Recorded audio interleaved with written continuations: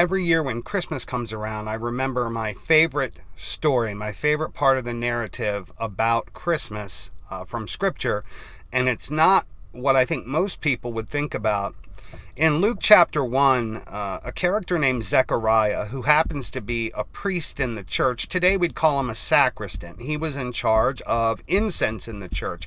He would go into the Holy of Holies, and he was in charge of that part of it, and his wife's name was Anna. Chapter 1 of Luke makes it a point to tell us that he was perfect, blameless in the law, righteous before God. The angel Gabriel comes to him and says, hey, look, you're going to have a son, and you need to name him John. And he laughs, just like Abraham did. My wife's old. We're going to have a child, huh? And Gabriel gets angry.